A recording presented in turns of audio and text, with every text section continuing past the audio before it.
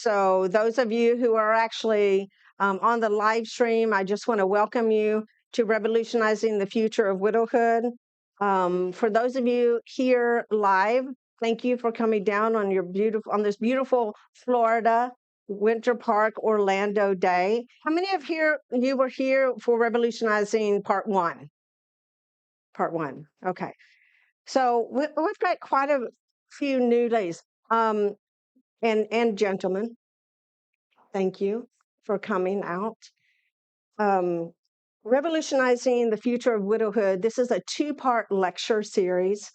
And I'm so grateful to the Winter Park Library for allowing us to live stream it this time around, because this is a very critical issue that I'll be speaking about today, about widowhood internationally and also generationally.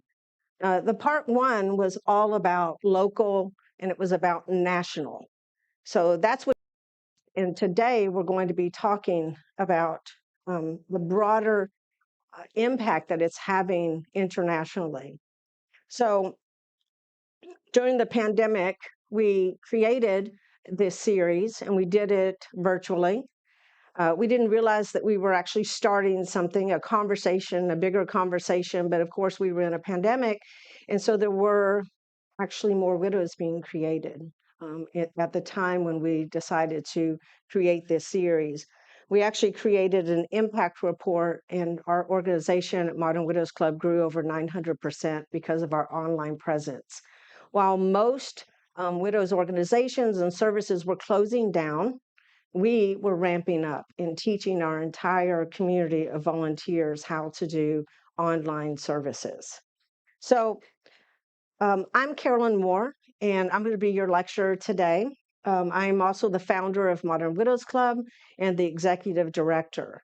In 2011, I opened my home to a couple of widows who were new to me and started mentoring them. And it started my journey of being a widow advocate and just understanding not only my personal story, but also the story of tens of thousands of other widows. And those widows weren't just in my cities, they were in my country and they were around the world. And so today, I really want to start with saying everything I share with you today are real women. They are real families. And the majority of these women I speak of are extremely voiceless. Their voices, their cries for help, their needs are not fulfilled. And so I feel an extreme responsibility today to stand here and represent these women and these children who need us. So just wanted to start with that. At Modern Widows Club, our mission is to empower women in widowhood, to lean into life, to build resilience, and to make a difference in society. And for all of you who are here watching live and also here in person, you're doing your part. You are making a difference by learning the broader issues at hand.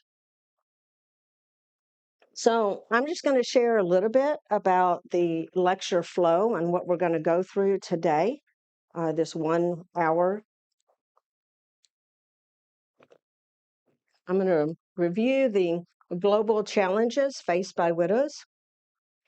I'm going to share some of the statistics, and I'm going to talk about the 4 primary reasons and factors that are contributing to the hardships for widows worldwide. Then we're going to have a mother-daughter discussion panel. I'm going to talk about the 4 primary reasons and factors. And we're going to talk about International Widows Day on June. Then we're going to have a mother primary Q&A and factors. Then we're going to talk about International Widows Day on June. Then we're going to talk about mother primary Q&A and factors. Then we're going to talk about International Widows Day on June. Then we're going to talk about mother primary Q&A and factors. Then we're going to talk about International Widows Day on June. Then we're going to talk about mother primary Q&A and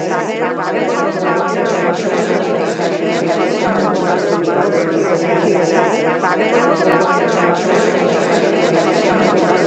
Of these statistics, and you may be too. But here's the reality. The statistics are There are 258 million widows worldwide, caring for 584 children who have lost their fathers under 18. Now, what I learned in the Global Widows Report, which is what I'll share with you next, is that there's actually 39 countries that have more than 1 million widows. But there's not one country that actually recognizes widows in any kind of day of awareness or action.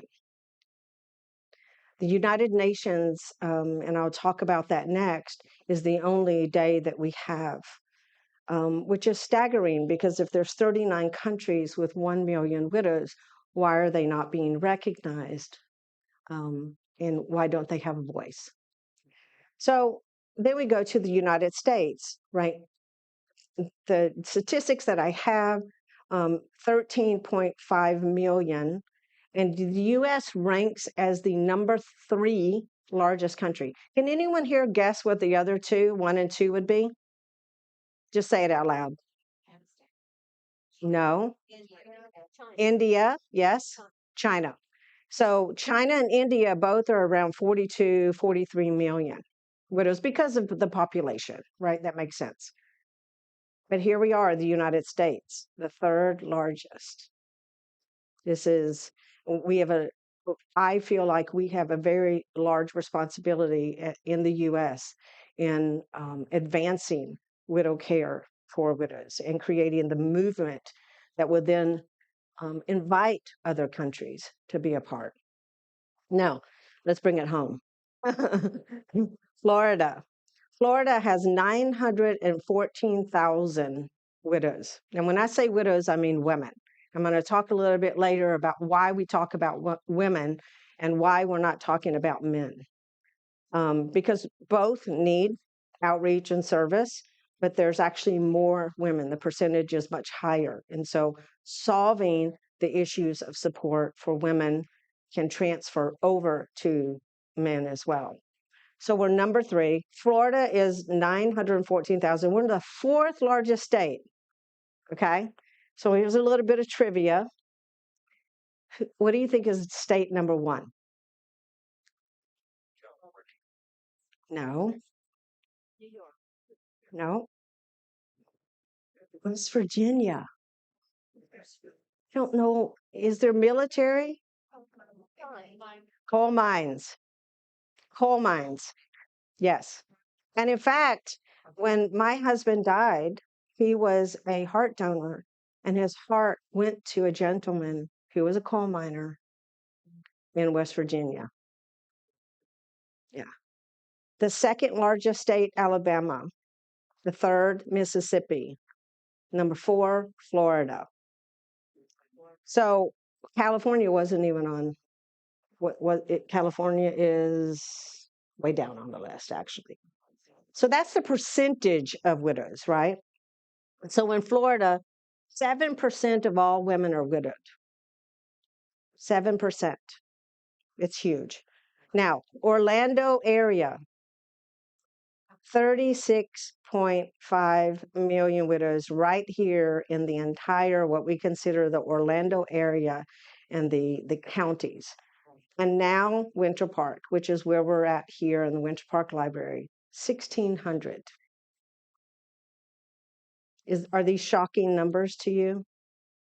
Yes, right. This is uncommon knowledge. This is what I have grown to realize is that I have earned my PhD in uncommon knowledge, right? This is knowledge I did not know when I first became widowed here in Central Florida, when I couldn't even find a community of widows to inspire me, to encourage me, to support my journey, to understand me, to see me, to hear me. And yet they're right here.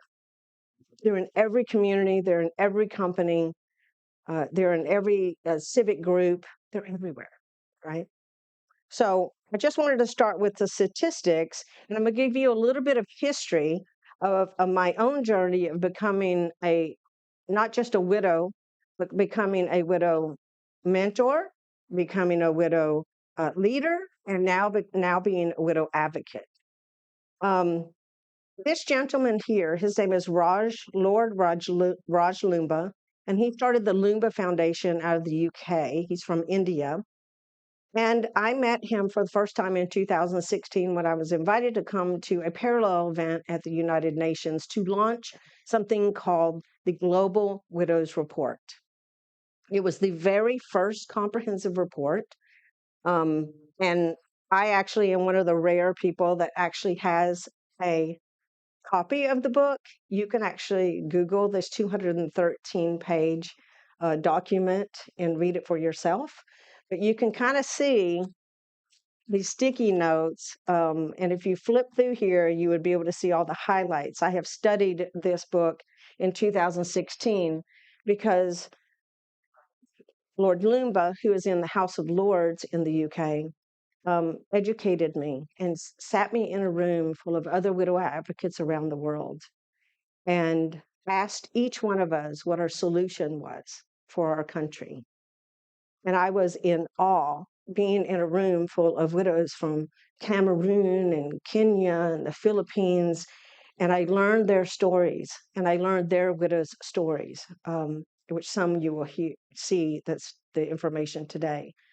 But he invited me, and in that room, I heard staggering experiences, horrific stories. And I had to decide whether I was going to do something about that.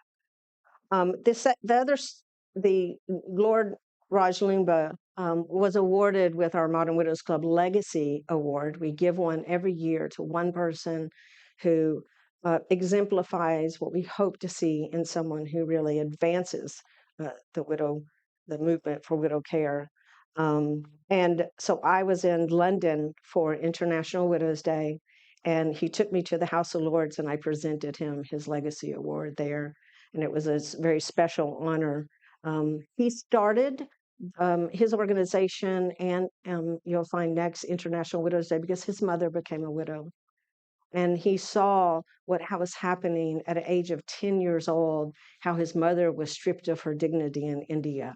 And he vowed to change the culture there. And he has set his entire life to do that. So I'm honored to share him. The Lumba Foundation actually worked for 10 years with the UN to finally create a resolution so that International Widows Day on June 23rd, which was the day his mother became a widow, and now it is official. And now we can go to the UN and we can talk about widows to the General Assembly and to the Security Council, and we can talk about the many of the things that you'll find out today. In the World Widows Report, the Global Widows Report, there's this statement, and it really sets the groundwork for what I'm about to share with you.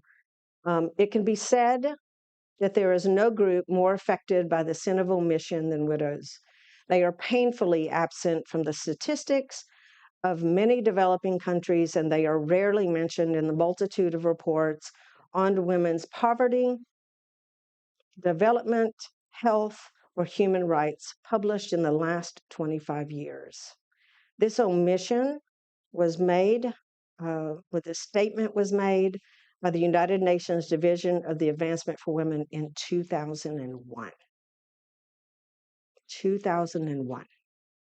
And I have to say, not a lot of advancement has happened for widows, certainly not enough, especially after the pandemic. So when I was telling you about the World Widows Report, it actually is the full story, and it's 9 years old. You know, this project was actually funded and then presented in 2015. I saw it in 2016. I have met everyone that publishes this book. They are looking to do an updated version. But it's an effort to really talk about the broader perspective of what's happening with women and these children, and the literally the critical and the crisis that is happening. So this is a lot of words, but this is very much what is the gist of the evidence that they brought.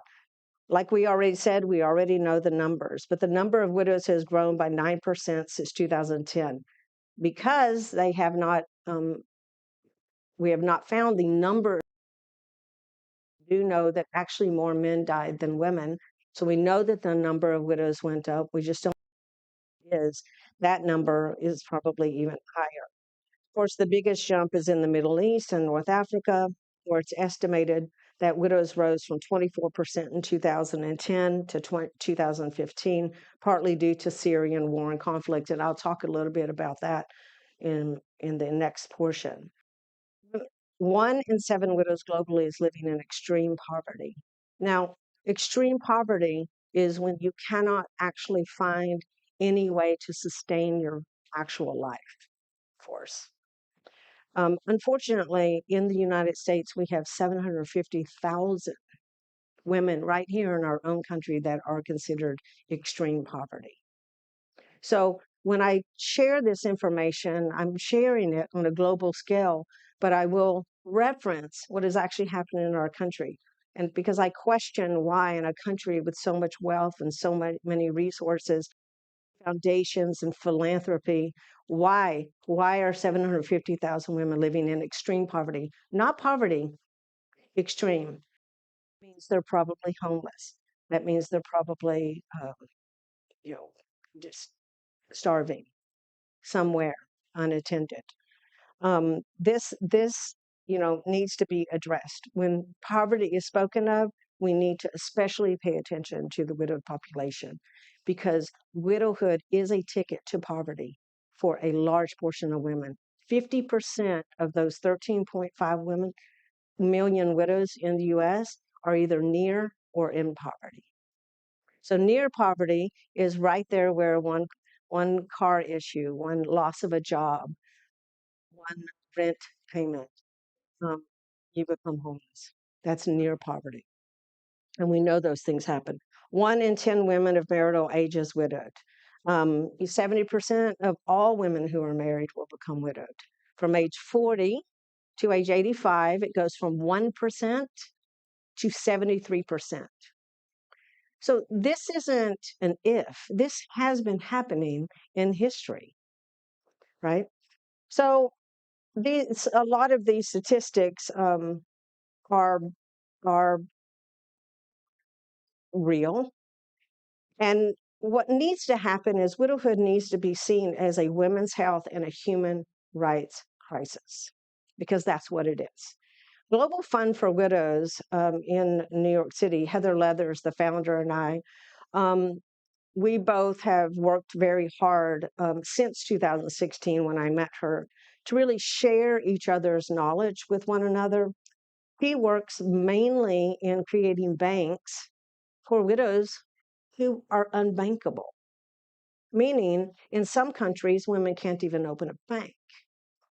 And, most people don't even know that women couldn't even get a business loan in this country, in the United States, until 1988. So you can imagine we're advanced, but the rest of the country, when you become widowed, you can't start a business, you can't have a bank, you can't have currency. Where do you put it? So what Heather did is she actually put together this amazing the intersectionalities of widowhood to talk about the Sustainable Development Goals. Right now, there are 17 goals. They're the biggest problems that the United Nations is actually addressing. 12 of them intersect with widowhood, meaning if we do not address widowhood as an actual legitimate cause that needs to be addressed, 12 of those 17 will not be solved. And, when we're done here, I'll make this, I'm going to post this on our Widow Life publication, and I hope you'll subscribe to it later. But I want you to really look at this because a lot of people think that widowhood falls under gender equality, the SDG number 5. But it actually falls under a multiple amount of them because of discrimination, because of disinheritance, and because of harmful practices. Widows are the only group of women that actually face all of these things just because a spouse dies. Think about that. So she spends a lot of time presenting to the Security Council, the United Nations Department of Economic and Social Affairs, to really just help them understand the broader perspective. And we have an actual job, being in the United States, what we call Western world widows, to actually address the bigger issues. So I wanted to share with you in the Global Widows Report what it tells us is that there are four primary hardship factors. Number one, loss of income. You take money, she who holds the gold is who is in power, right? If you do not have any gold, if you do not have any income, you are helpless. You are helpless. You usually end up hopeless as well. And it may not be a complete loss. Maybe you also lose wages because now you're paying for childcare. Maybe your transportation isn't the same. And then, of course, we talked about poverty. Um, Ultimately, this is a major threat to the family's health and well-being outcome. So when we think about widows, we have to think about families and the sustainability and the security of families. Because whether your children are younger or older, it is going to impact the family unit. So too many widows are moving into poverty. The health risks that the families are enduring and the mother is too high. Like I said, the child care and the health care become major issues. The second one was really surprising to me that I learned about because we don't hear much about it here in the US.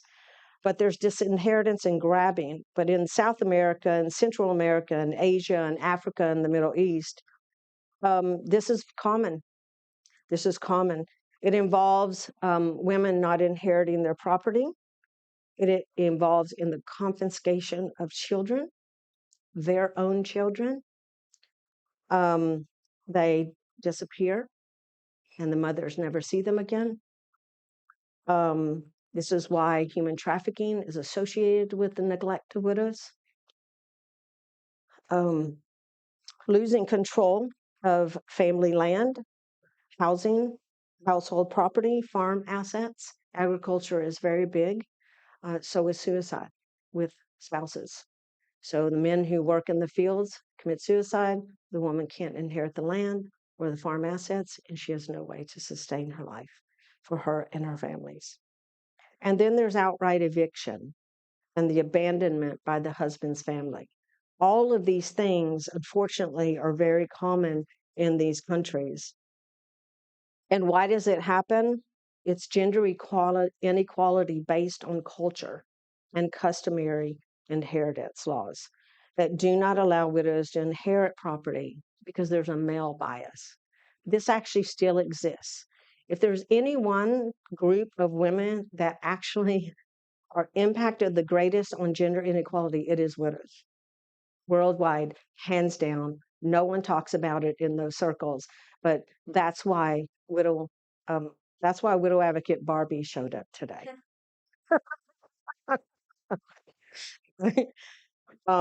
She now wants a car to go around and a house to stand in um, and to fight for widows' rights. Yeah.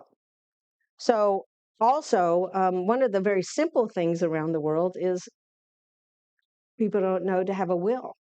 There's no education. I was in Central America and Costa Rica, and I realized that a lot of the widows couldn't couldn't even get their own property that they helped build and buy because they didn't have a simple will. No one told them to do one, but it is legally standing in that country. So an entire force of education would have to happen for that. Something so simple of a change. And what constitutes a marriage? What's a consensual union based on civil law? In some countries, marriage is an agreement. It's not a legal institution. And so how do you prove you were married? If you can't prove you're not married, you can't prove you're widowed. These are the real, what happens if you're we're going to talk about that next. But these are some of the real issues they're facing. Now, the next is government neglect. And I mentioned earlier that there is not one country today that actually has national day of awareness for widows. And I hope we all can change that and we can make that happen in the United States. But government neglect, not enough support for women and families during war and conflict. Famine, catastrophes, HIV, AIDS epidemic. Um, who can guess what is the number one per capita most amount of widows in what country? You want to guess? Number one country, Afghanistan. Second, Ukraine. You see the correlation here in the war and conflict and no plan for widows. That one thing has to change. So, we're seeing what's happening in Israel and Pakistan and even Congo and other places in the world. What's happening with those widows? These are the questions I ask, I search for. It's hard to find, but why are we not caring for these women who are truly like the heart and the keystone of families? So, in the US, the military widows actually are the smallest percentage of widows with the most resources. But then the civilians is the highest number with the smallest amount of resources. That has to change. So I actually have researched every nonprofit that cares for widows in the United States, and there's actually more money going outside the country for missions and international than there is spent on women, civilian widows in this country. And that was shocking for me to find out. The fourth one is also shocking: social exclusion, discrimination, stigma, predatory behavior. Social marginalization is very real. War is real. Rape is real. The stigma that happens in these villages, these women cannot come back to them. They have no agency, no state. They have nowhere to go. In Africa and many other countries, widow cleansing, legalized rape. After a spouse dies, a cleanser comes to rape you. The women are fighting back. Many of them, you'll see a photo next of a woman who did that. And women are actually still accused of witchcraft and killing their husbands in many, many cultures. So widows suffer in many, many ways, and they do it mainly silently.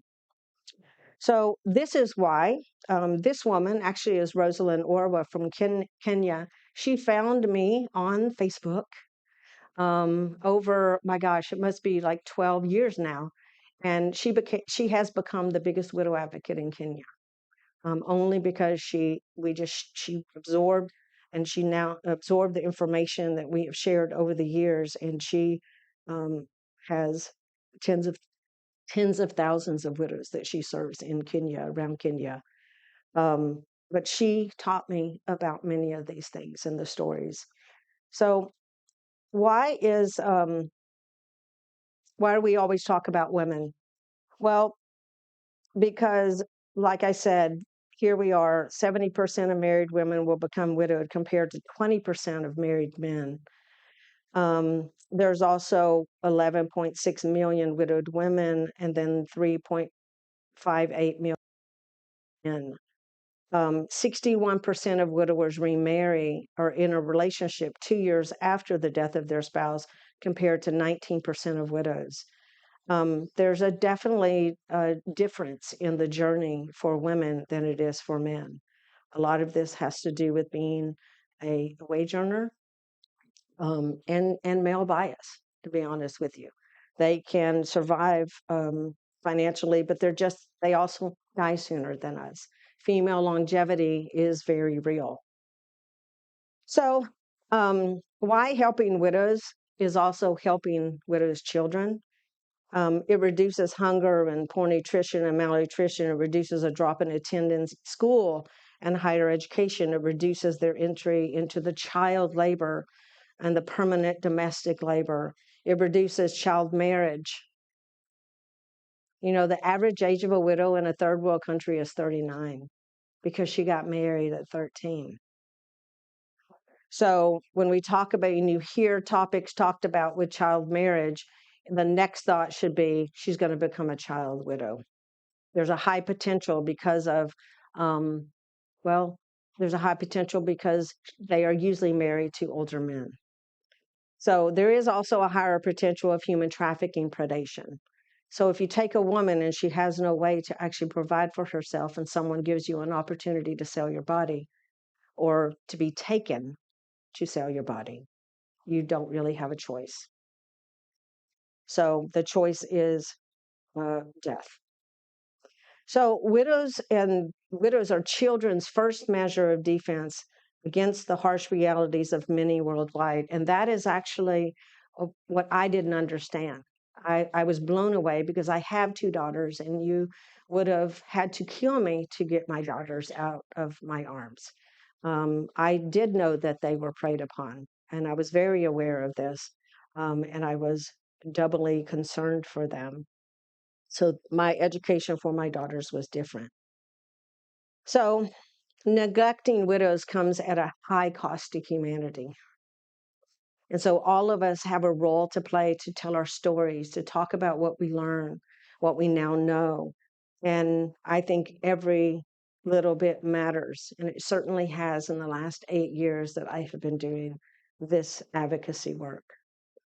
So the solution to me, after many, many years of researching this, um, is generational healing and bridging the gap. I think it's the next generation that is going to speak up. Daughters have a lot to say about how widows are treated. They are completely turning India around. So you think about Lord Lumba, and when he started this, when he was an early teen, getting married himself, having daughters, and how they are continuing his work. This is the future. The daughters actually are the generation that will not stand for this. They will stand with their mothers and they will say, let's change this. Let's have different conversations. Let's go and advocate. And that's what's going to create the enduring effects of future generations. Daughters actually play a big role in Modern Widows Club. We invite them to our widow empowerment events. They volunteer at our events. And so we're going to have a conversation with a mom who has two daughters now. And so I'd like to welcome Cindy Price and Heather Price and Kelly Wigington down.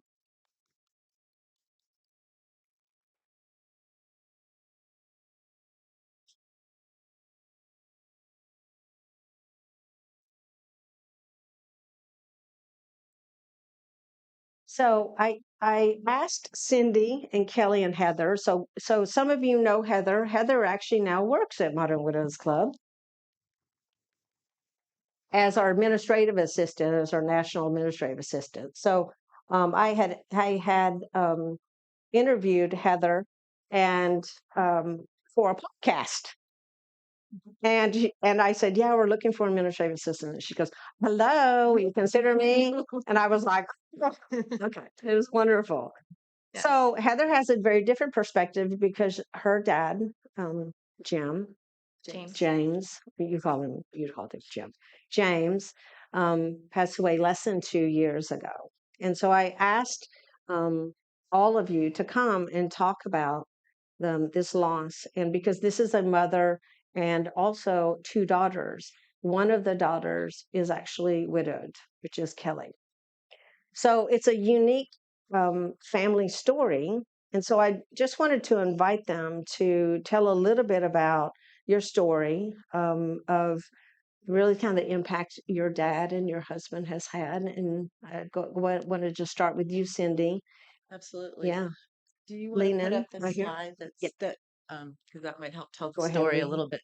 Well, thank you all for being here. Cindy Price. And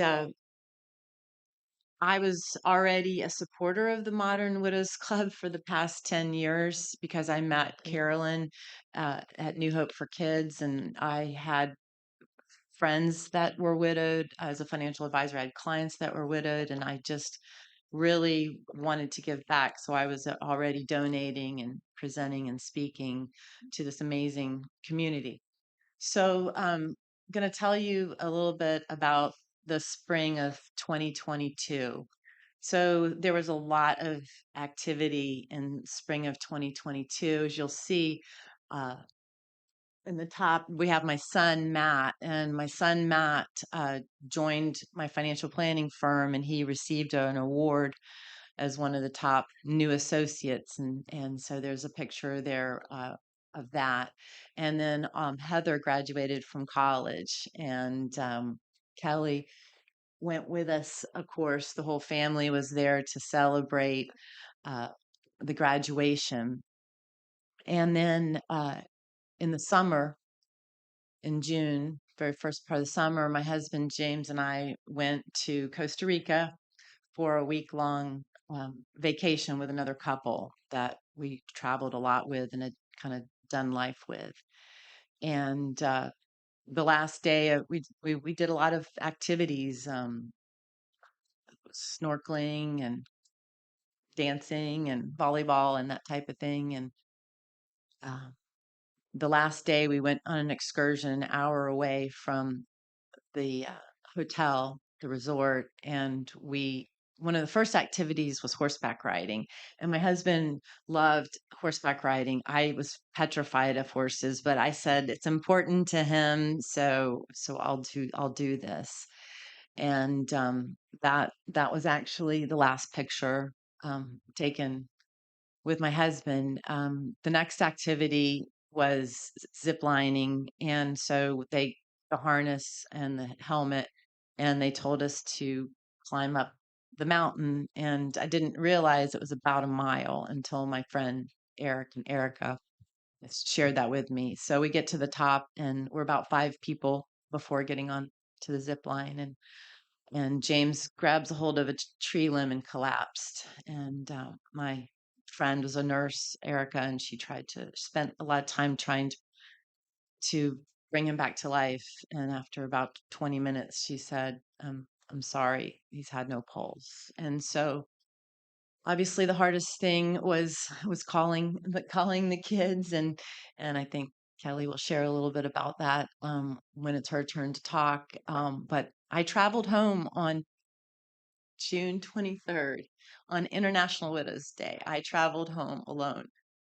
Um, I traveled with the other couple. When we got to Miami, they had to take another flight, and so from Miami on, I back home, I was by myself. So yeah, but my widow sisters, who again, I would tell them, I can't empathize with you. I'm not a widow. And now I'm part of the sisterhood. And Heather went with me to 2 conferences, one in 22 and one in 23, and she got to meet a few of the other daughters. Kelly was very busy with her 3 boys, and one of them just graduated from high school last week.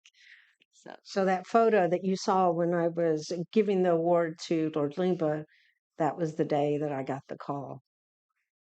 So, it was two different times, two different parts of the world. And yet, my thoughts were on you in that moment, thinking, wow, not Cindy, never thought. And I didn't know Kelly and Heather. I didn't know the two of you actually until the memorial and Modern Widows Club got together a group of ladies, and we went and served at the memorial at Northland Church. That's another really great thing about having community and how important it is, right? So I know for you, your dad was your emotional rock. That's how you described him. I actually got to meet him. He was like a teddy bear, a big teddy bear. You can see James there. But tell us just a little bit about, for you, what that moment was like, finding out. I mean, this is probably one of the hardest things for a mother to do. I know it was for me. My daughters were so young, 2 and 4, they didn't quite understand what the finality, the permanency of what death was. You two understood. Yeah, so I'm actually a mom of 3 boys, and, I was on my way to trying to get the kids out the door to go to football, and I got the phone call from my mom, and I said, "I'll call her back, I'll call her back," and then she called again, and something in my gut said, "Something is wrong." And we just celebrated Father's Day a couple days before he passed away, and, me and my dad and they're in Costa Rica, and he was actually one of the things he said to us is, "Dad, mom scheduled a vacation. I should be spending it with my kids now that you guys are all adults and we can have fun." Um, was I told him, "Thank you for," because I'm actually a foster daughter. I came to live with them when I was 14. Heather was just a baby, and my brother was only 4 years old. So I just thanked him for being my dad because my dad was always, no matter what I went through life, my rock. So I just thanked him for being my father. And he said, "I would choose you to be my daughter over and over again." That was my last conversation with my dad. And then I got the phone call. And my mom, I answered it and it was my mom, but she could not get the words out. So her best friend got on the phone and told me, and I lost it, of course. But my first initial thought was, I need to get to my brother. I need to be the big sister. I need to get out there. I need to fix this as much as I can with the little bit of I had. But then I also had to tell my children that their grandfather passed away. So that was like the most impact I had was how to be the big sister. Like, how can I fix this? I can't really fix it, but I went into big sister mode because and I even went into big daughter mode. I went, how do I get my mom home to the United States safely? I kept telling her, I will travel to you. I will get you. We got to get you home. I just wanted everybody near me so I can make sure that everybody was okay. So that was one of the hardest phone calls for me at that moment. Um, and just going to be with my brother, unfortunately, it was just me and him because my sister was not in Florida at the time. And just hearing his heartbreak. He just lost his dad, the only boy of the family, and now he just lost his dad.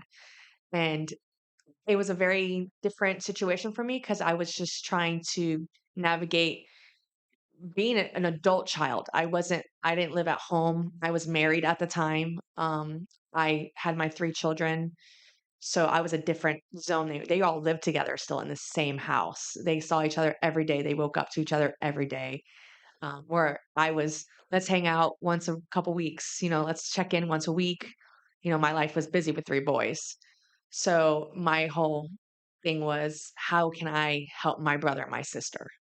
How can I help them navigate? Not worry about me, let me worry about my brother and sister. And that actually helped me in the long end. And it still does. One of my big, like even right now, my brother's about to get married next weekend, and it's going to be a difficult moment. And all I can think about is how can I make this moment not so bad for him? Because I was lucky. My dad was at my wedding. My dad was there with my kids. We were born. He held my kids, and he don't get to do that with my brother and sister. And that's a guilt that I have to carry around because it is a hard thing to do. Mhm. Thank you. Thank you, Carolyn. Thank you. Heather? So for me, like Kelly mentioned, I was not in Florida at the time. So I was not with my brother and my sister. I was actually in North Carolina serving kids, something I love to do every summer. And when Father's Day came along, I wasn't normally somebody who would send like a really sappy emotional text. And I knew that that day I was going to be busy working and I couldn't. But the day before, I actually had a day off and I just really felt the Lord telling me, like, tell him everything, like, tell him you love him, all the things. Sorry. So I actually wrote out a text from the day before to plan to send it the next day. And I'm just so happy that the Lord put that on my heart because then 2 days later, I got the call that I would never see him again. And I had never lost anybody in my life before, so I feel like for me, I didn't understand it.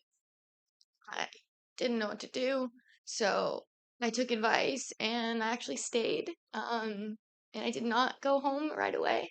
Um, and I feel like even I thought that that was the best decision for me because I thought that keeping myself busy and serving kids and serving the Lord would help me go get through what I was going through.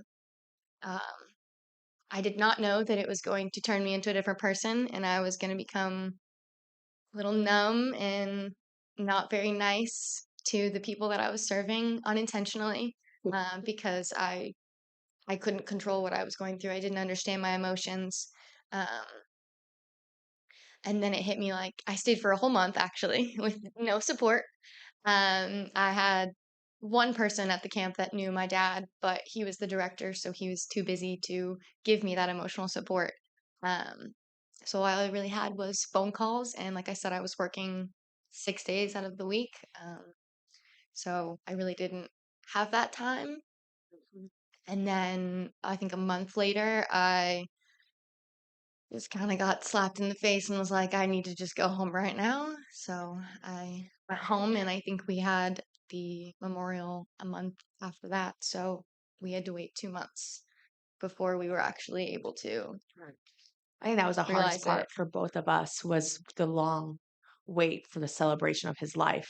We couldn't Right. really grieve It's him. limbo. So even though he passed away in June, reality, in my mind, he didn't pass away till August because that's when we had his celebration Right. of life. Right. And like you said, it was amazing walking in and the support that we all felt that day of his celebration of life. I mean, we had 408 people show up to be there, and we didn't have to do anything.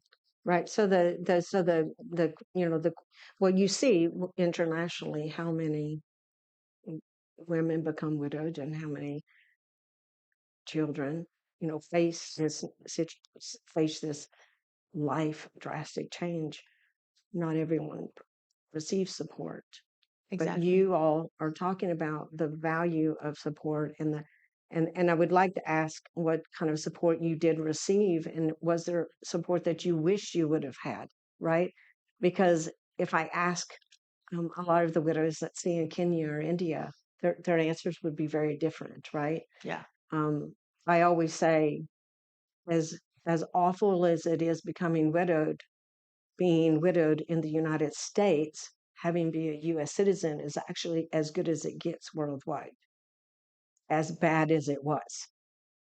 And so my heart really goes out to anyone who can't find the support, that they don't even know. I didn't know what I needed when I became widowed.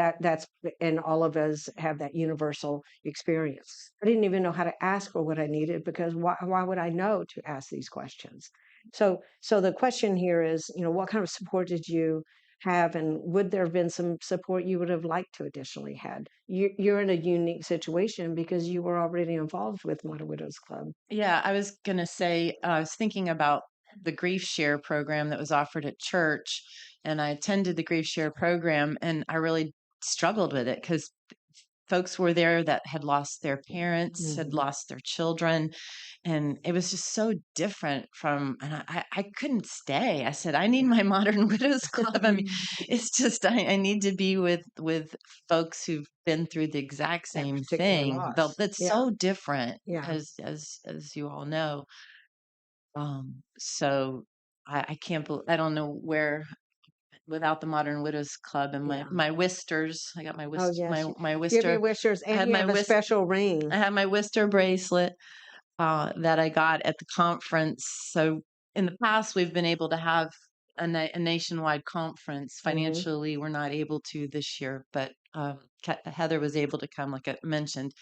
But we all have a ring that is ash infused glass.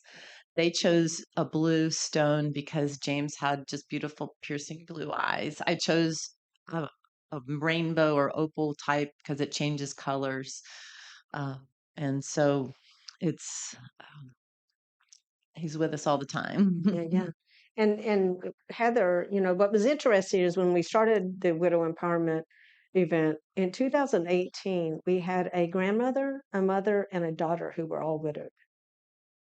And that was the moment that I realized, wait a second, something is happening here. That's when I went starting to research age and when widowhood starts for this country. Heather, many of the daughters attend our events because the mothers don't want to come solo, right? But what do we have for the daughters? The daughters started meeting each other, and then Heather came in to Houston, and 2021, and then 2022 22, and then Scottsdale. So Scottsdale, Scottsdale and then and St. then Louis. St. Louis, Scottsdale and St. Louis. Yes.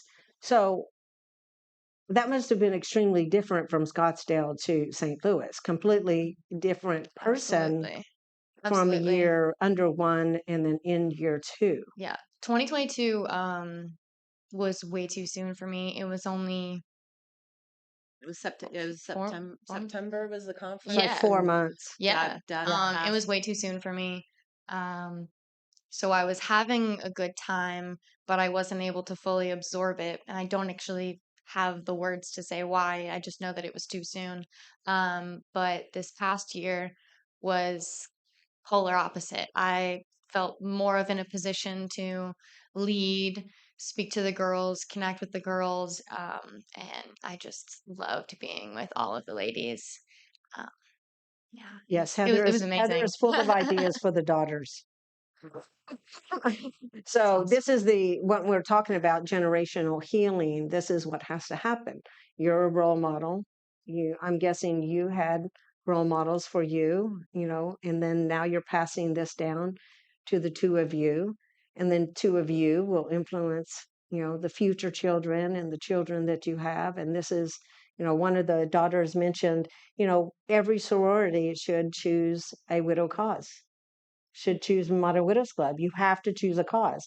And I was just like, boom, I didn't even think of that. So the daughters have such a powerful role in changing the course of history. Yeah. They really do. And I'm interested in hearing what they have to say. So today, you're continuing on a legacy of love, your family. This is ultimately my hope, is that every family would have the access to resources like you've had, right? Know about it ahead of time before you even need it. Access it, welcome the next generation. So tell me a little bit about today, what you're doing actively to create and continue on the legacy of your dad and James. For me, I feel like it is working with Modern Widows Club. I mean, when I lost my dad, when I came home, I decided not to find a job. This was right after college. That was my intention, but I decided it wasn't really the best time. So I cleaned the house for my brother and my mom, cooked. I did all of the things that maybe they were too overwhelmed to do because they have full-time jobs. And then I did end up finding a job, but it was not fulfilling. I didn't have any sort of passion driven or anything. It was just a basic job that I just had interactions with people and never saw them ever again. Um, but now I can use my passions for serving people, my resources. Sometimes I'm behind the scenes serving you guys. But I just love it so much, waking up every day and having a purpose. And that I feel like Dad's very, very proud of me in that. So I agree. Yes. So unfortunately, I did become a widow. Actually, I became a widow a week after we um, Had the celebration. had the celebration for my dad. So unfortunately, I was not, that took over. I tell them all the time, I get to grieve my dad. I still am, my husband has not been passed away for 2 years. And of course, he did not have a will. He didn't have a trust. So I've had to go through all of that. And he's also had kids in a different marriage. So that is actually what I've learned a lot in the past year and a half is how to, and I'm only 38, I was 36 when I was widowed, 36. I was So 37. Yeah, you were 36. Yeah. yeah, so I was 30, and my 3 children are not biologically his, but he's been part of their life. So I've had to navigate. And again, they just lost their grandfather. So I think my purpose was one of the things that my dad has always, always taught me is to put my trust in God. And until my dad passed away, I didn't have the best relationship with God. I had more of a, okay, God, I know you're there. I'll listen to you sometimes. I'll listen to you not. I would not be here today if my Jesus didn't have me, if I didn't believe in Jesus. I know that my dad would have made this last year and a half so much easier than it has been. But in a way, he did make it because unfortunately, he passed away for me to have a better relationship with my Jesus. And because of that, that's how I feel like I leave his legacy because I'm living through the Lord exactly the way he would have wanted me to. Nice. I love it. Powerful. Yes. Yes, and it was when I had to make the phone calls from Costa Rica. James was the middle of three boys: James, Jeff, Joel, and Mom, or Joe and Jana. And Joe and Jana were retired missionaries with New Tribes Missions up in Sanford, and so having to call them, they lost their son. And about I guess it was about 7 months later, Dad Price said, "I'm ready to go be with James." So this coming Saturday, we're going to be at my son's wedding, and I got emotional because my mother-in-law and I have these beautiful dresses that kind of match, and I just feel like we're going to be united, and Dad Price and James are going to be there in spirit, and they've left us empowered, and we're so this coming Saturday will be one of those firsts. That's right. That's right. I think the number one thing that has to do with that, and we're talking about support, a lot of your support comes from the people you're in relationships with, your family, your friends, and it's about telling them exactly what you need. And for me, it was telling my friends and my family, you know what I need? Tell me the stories that I wasn't there for. Even my friends have memories of my dad that I wasn't there for. Share to me an experience maybe that I just need to be reminded about. Show me a picture. I think my uncle just found pictures I've never seen of me and my brother and our dad. And I'm like, how out of 20 years of my life, I've never seen these photos. So actually asking exactly what you need to those people has been very powerful. Yes, because the memories are still alive, Yes. right? It keeps them alive. Thank thank you, all three of you, for sharing your wisdom and your story. Weren't they amazing? Thank you. Thanks, everybody. Well, you can see why I asked them to come and speak in this special way that they're carrying on a legacy. They're an example of what I wish the entire world had access to, what I call the healthy widowhood pathway. What we do at Modern Widows Club is really we respect the grief and the bereavement space, but we're building a bridge that continues this, right? This is what generational healing looks like. They need hope, they need healing, they need growth, and they need a place to lead. That gives people purpose and meaning and ability to create their own legacy of love. And that's where what I call the growth and bereavement. This has happened. What do I do now? And give real answers. So I just want to thank everyone for coming. All those who are on the live stream, thank you for logging in and sharing this time with us, and also all of you who are in person. One way that you can support our organization is to subscribe to our Widow Life publication. That's where I talk about widow advocacy. I have a opinion column there called More Thoughts, Carolyn Moor. Where I debunk a lot of misconceptions and I talk about modern widowhood and today and what we all can do. We are each on our own advocacy journey for sure.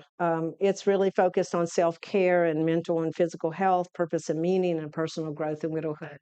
And my hope is that someday every one of those 258 million widows have access to this kind of support so that it changes the next generation.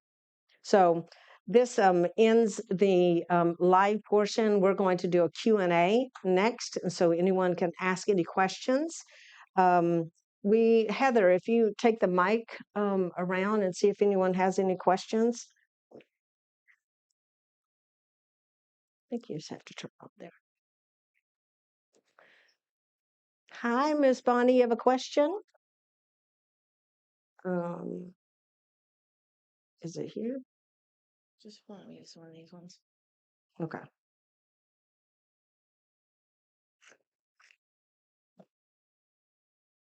Got that? Okay, Brian.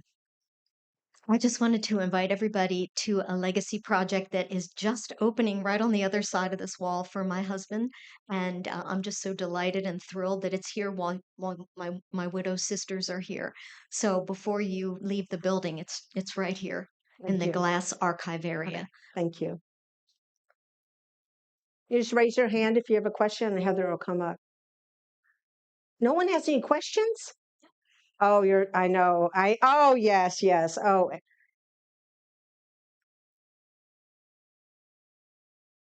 This isn't a question, it's a comment, okay. and it's for Heather's mom. Mm. My son got married a year and a half after Dave passed away. Your son's wedding is next weekend. You will be in my prayers. I remember the mother-son dance. It was so tough, but Dave was with us. I had to keep remembering that. And 2 months ago, my son and his wife, they've been married somewhere between 4 and 5 years. They just had their first baby. And so I'm a first time grandma now. And I remember Dave used to say his mom was only 61, I believe, 62, when she got killed in a car accident on 1792. And him saying how he really felt bad that his mom never got to be a grandmother. And as happy as I am with our beautiful granddaughter, he was, I'm not saying predicting his future, but he never got to be a grandpa. So, anybody and everybody who is in that situation, another connection to this wonderful group of ladies. Thank you. Yes, Cindy, I remember when Martha Curtis Gary's daughter got married, and she had that same dance with her daughter. Yeah, with her daughter. It was a very moving moment. It was the first time I had experienced and been in the space, and yes, there were lots of tears. Yes. Hey, Carolyn, great job. Hello. Thanks. I was looking at the four hardships, and one of them is government neglect. How can we in the United States lead causes approaching government officials? What should they be doing? And where do we start? Well, I always start with local, right? So I have gone to our local legislators and moved my way up to Tallahassee. And then, of course, last year, some of you know that we actually went to Washington, D.C., and we had an International Widows Day forum. We took about 40 widow advocates. Watch out. And went in and talked to 10 legislators. We kind of split up and we were in teams and we were there. There wasn't one legislator that thought widows needed anything. They honestly were clueless about why what are the issues. They needed major education. So any sharing of any hardships that you have faced, whether it's tax, whether it's finances, whether it's emotional mental health, whether it's family support, FAFSA, whatever it is, any issues that you end up having, telling your story. And because what really happens is, as you can see from the information that I shared, much that's happening is an injustice, right? So sharing some of the injustices is what they need to learn. I didn't know all of this, right? I was widowed 24 years ago. I didn't start Mountain Widows Club until my 12th year of widowhood. So I just was unknowledgeable about the broad. And then 2016, I ended up at the United Nations. So this has been a long, long journey. We can't expect legislators to understand the issues. We did discover that there is not a widows caucus in DC. And in fact, the women's caucus doesn't have a widowhood reach or an initiative. So any widows organizations that you are currently in, you need to be talking about widowhood constantly, because even women's initiatives, people keep talking about Melinda Gates' $1 billion. That's awesome, going towards women's health. But I guarantee none of those 12 people that she's entrusted know the great need that we just saw for widows. This is a very invisible cause that is literally everywhere in every family, but no one is talking about it as a collective. So we do have, graphics that you can share, and, I literally have walked into senators and congressmen's offices and taken a presentation like this and said, what do you think? Where do we fit?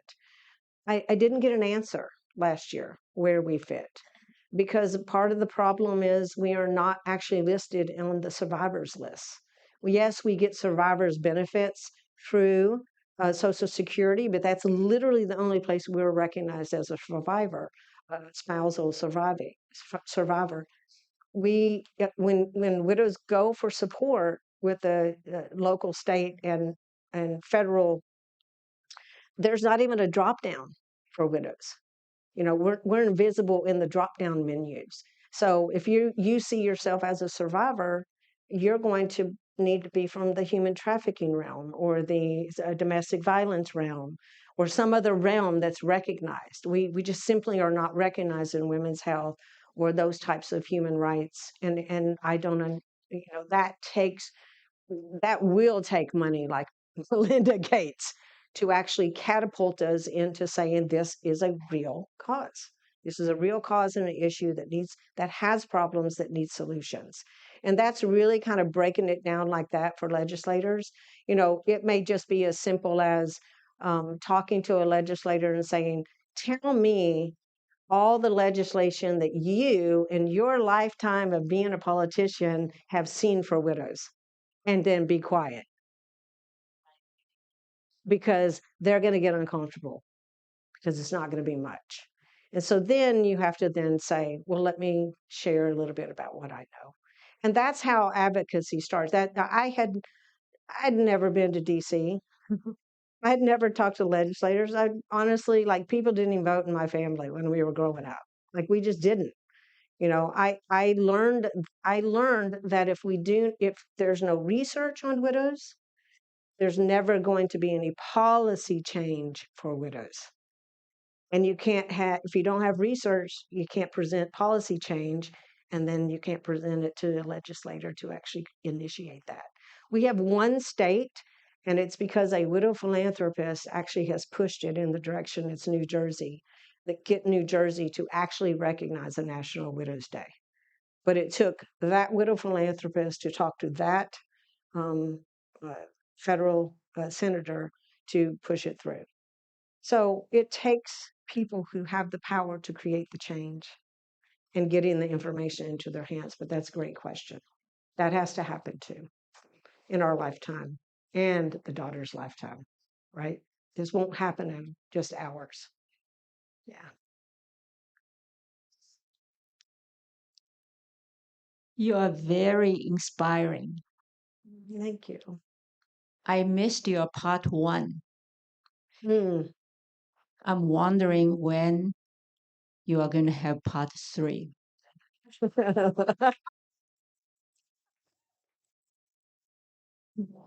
Thank you for saying that so the Winter Park Library can hear it.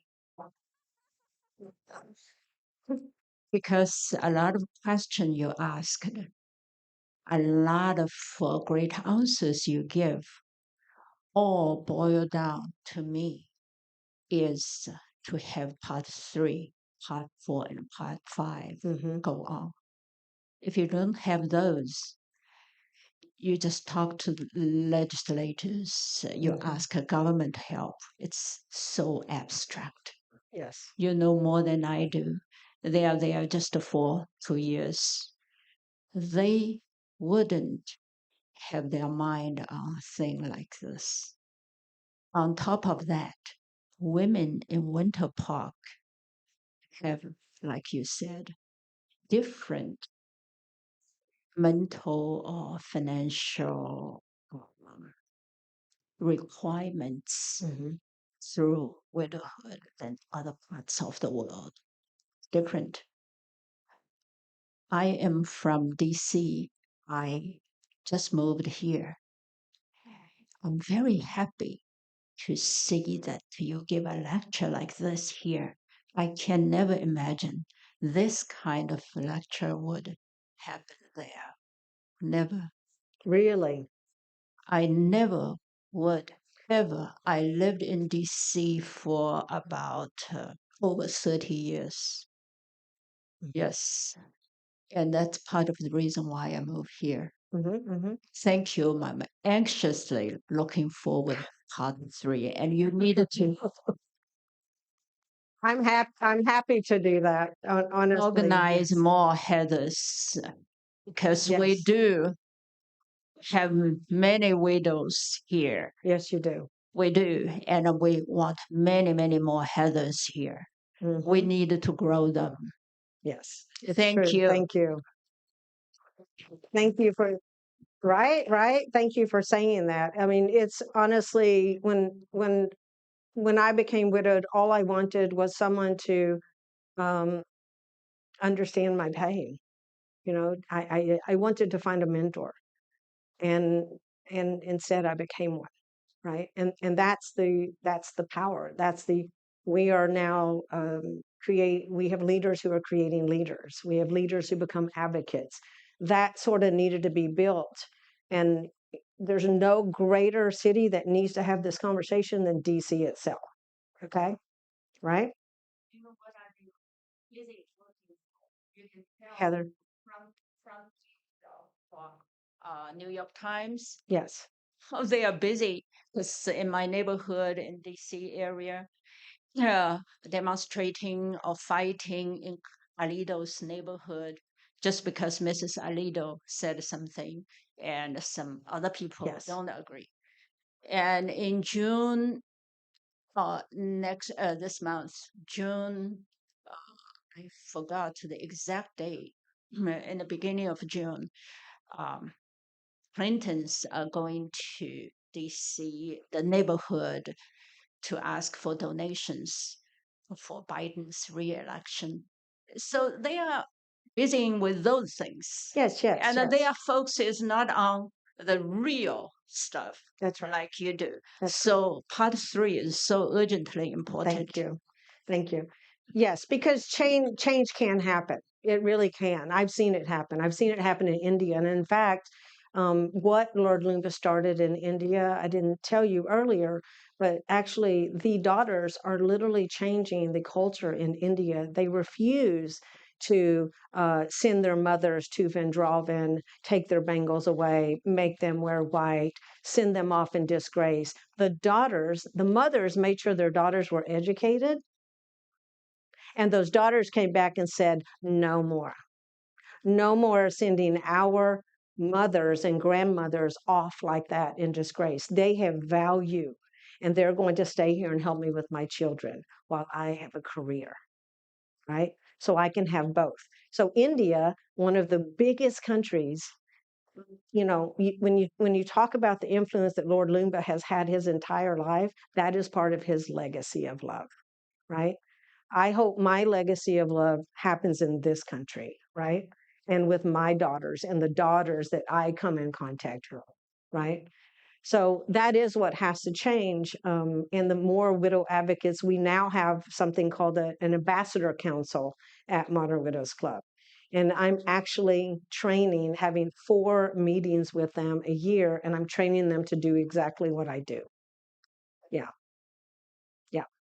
And we have a few here. Kat, who I didn't look around, I didn't see everybody, but Kat is an ambassador council member. Oh, raise your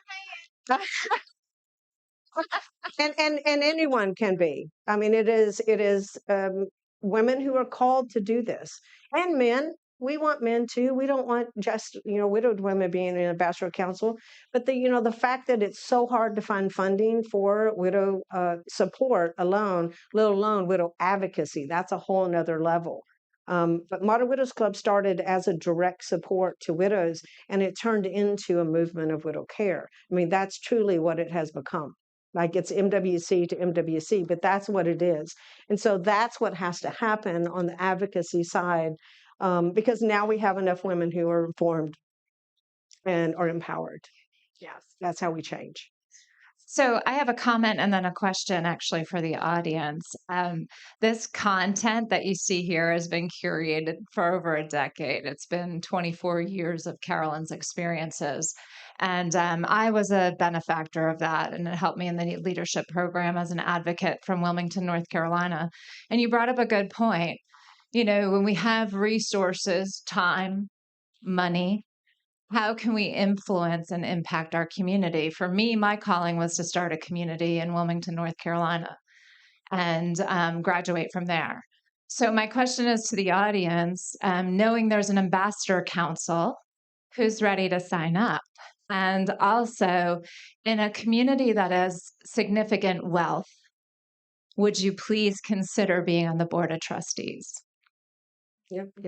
So a board of trustees is it's an annual give of $10,000. It actually helps me go to places like DC, do presentations there, do what it takes. It took me 2 years to get this speaking engagement right here. Okay. So what's interesting is, we went to Washington DC last year, but I had to raise $10,000 first to go. Because to spend the money to go there, to stay there, to do the work of what we have to do.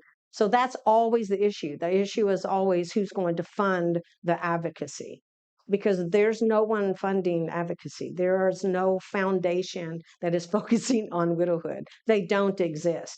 I have scoured the earth for them. Okay. So that is what we have to do as philanthropists, as donors. Like, we have to say, this is our choice. We are putting our investment here for these women. But that also takes, understanding why the women need support. Because, we have a book out called Legendary Widows, and we talk about the power that so many widows have, but they're not harnessing it to change the future of this topic, widowhood. And they can. It's an easy shift, right? And when we have enough. One of the things when I spoke at the UN, and by the way, I was the last person that spoke when I went to the UN, because I didn't feel worthy after speaking to a woman who was from Cameroon, Africa, who actually used her very last dollar to be there, didn't speak English, was eating out of trash cans, and they actually had to find her a place to stay after she spoke. I was supposed to speak after a widow advocate like that. And they asked me what my solution was. And I will tell you, in 2016, my solution is still the same. Places of worship have to start shouldering their own responsibility on this issue. And number 2, widow philanthropists have to start standing up and supporting this. That's what I said 8 years ago, and it's still the truth today. So, good point. Carolyn, could you share a little bit of more about our upcoming events, as well as how someone can get connected into the Orlando community? Yes. So everyone here is fortunate. This is our founding community. Orlando at modernwidowsclub.org. You can just connect. There's also, if you just Google Orlando Modern Widows Club, it'll pop up, and you can connect. But we do have some events coming up. We have our Widows Health and Wellbeing Day at the Center for Health and Wellbeing. That event is sold out. We already have 125 widows coming to that event. It's our second year. Hopefully next year we'll be able to welcome more. And then the day after that, we have our 10-year anniversary celebration. So 10 years in nonprofit world is an accomplishment all on its own. Yeah. So that's on the flyer that we handed you. You're welcome to come. It's at $85 per person. We're going to have a celebration. I'm going to talk a little bit different. I'm going to have my MWC Next speech. I'm going to talk about what we're going to do in the next 10 years. I would love to have all of you at the Women's Club of Winter Park. All of that helps support these initiatives. I never thought 12 years ago welcoming two widows who I did not know into my home would turn into this movement. But God chose me. I am a woman of faith, and I am obedient to James 1:27, caring for the widows and the fatherless. And I take it very seriously, and it's an honor to do this work. It brings me great purpose and meaning. And so I'm like Cindy, and Heather and Kelly. Chad had to die in order for me to become the woman you see today, which evidently is Widow Advocate Barbie. But I would love to have all of you at event. And yes, I will consider doing a number 3. And hopefully Dr. Ruth Edwards, the president of Winter Park Library, will say yes. Say, yes, we are cool. About the event on the 15th, 16th, 15th. On the So June Saturday 15th. Saturday night, June 15th at the Women's Club of Winter Park. And it's open not just to widows, but to people who love widows, hopefully, or could potentially support the organization. So I want to make sure that people know to invite really anybody. It's a celebration and a fundraiser. Yes. The amount of research that I have done, I actually know that most widow nonprofits start with a good intention, but they usually close and are inactive at year 7. Yeah, year 7. So actually making it 12, 10 years officially as a nonprofit, we became a 501c3 in 2014.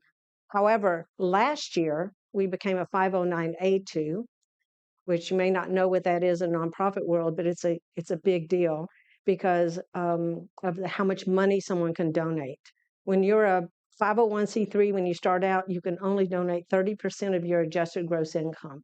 When you become a public charity, according to the IRS, for 5 years, we had to prove that we are publicly funded. You can donate up to 60% of your adjusted gross income. So we are now ready to accept those level of donations. And you get the tax benefit for it.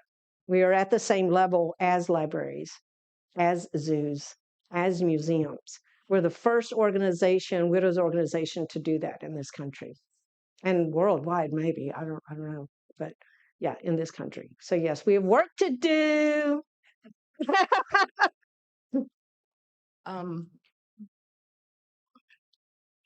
Bye, Wendy.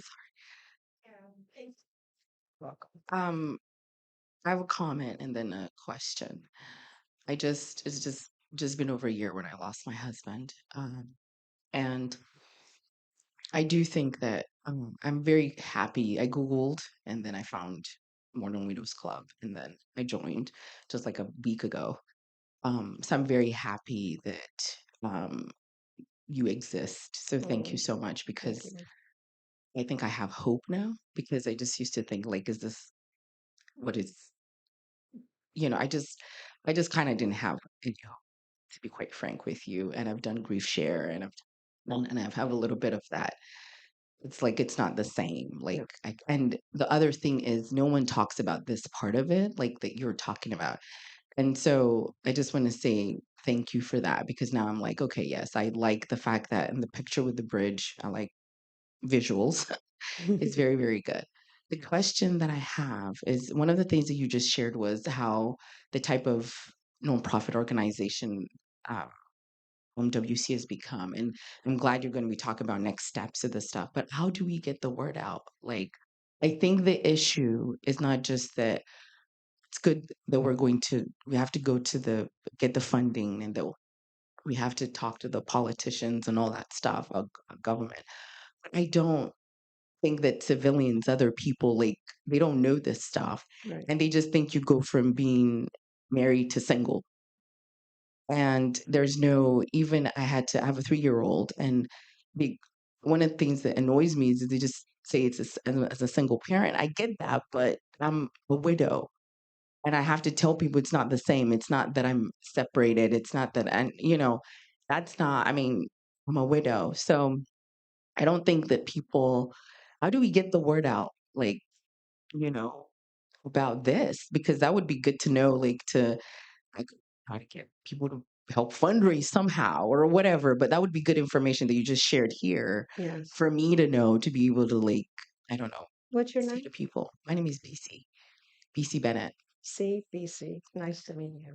So I think just getting it out, like, I mean, by after I leave here, I have a couple Yeah. of people that'll be like, hey, come to this event, Yeah. Modern Yeah. Widows Club, all that. So I'm glad I found you guys on Google, but I just thought there has to be more. And I wasn't sure. So I was just Googling, and thank God, because I just thought I don't want to do another session of grief share. I don't mean that in a bad way. Like, I have a couple of tools for that, but apart from just because a lot of people think the way they help widows is somebody to cry on their shoulder, and we need that, don't get me wrong, and to listen to us and all that, but this is like bigger than us. This Yes. is bigger than my grief and what I'm going through. It, so Yes. What widows need the most is they need to know they have a future.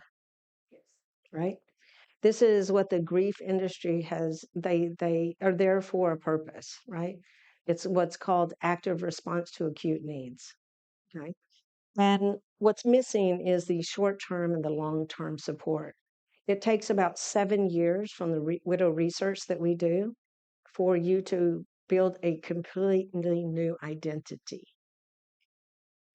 And it's somewhere within that range. It for me, it took longer than that because I didn't have support, right? What we want to do is reduce the amount of suffering, increase the amount of knowledge so that you aren't overwhelmed, so that you aren't in indecision constantly, that you understand how valuable it is for you to get the support you need for your mental and your physical health and your spiritual health. It's all happening all at the same time. Losing a spouse is the number one most stressful life event.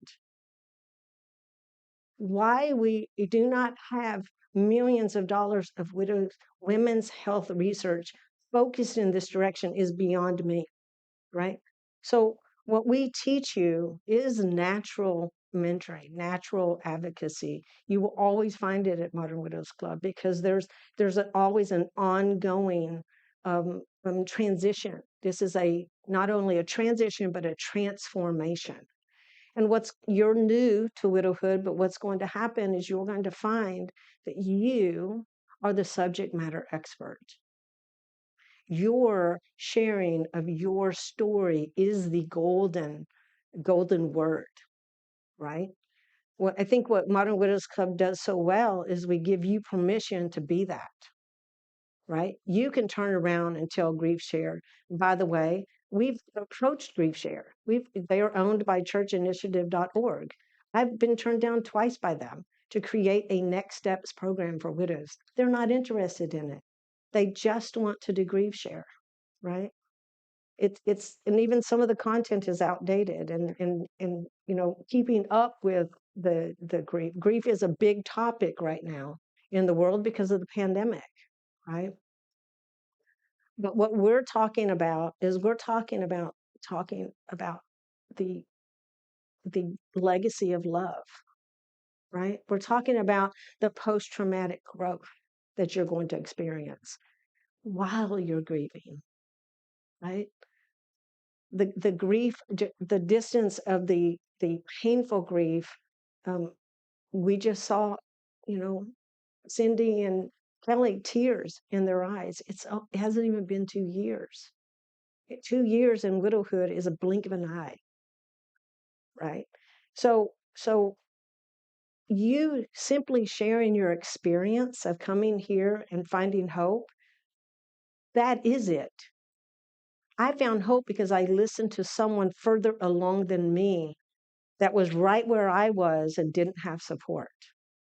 And she turned into this, right? So will you. I think if I would have been presented this early in widowhood, I don't know where I would have been 24 years later.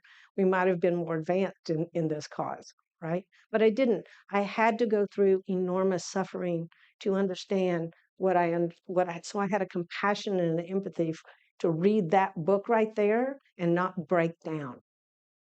And instead engage the strength and the courage that I naturally had that was God given and use it. use it for something important and good. And honestly, at the very center of God's heart.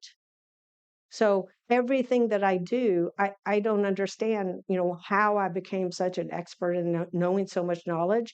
And thank you for asking the question, but you are it too. You're a sponge. You just learned more than I knew in the first year. So please give yourself a lot of praise because you got up and took a shower and got in your car and you came here and you have a 3-year-old and you are literally a legendary widow for just doing that. Seriously.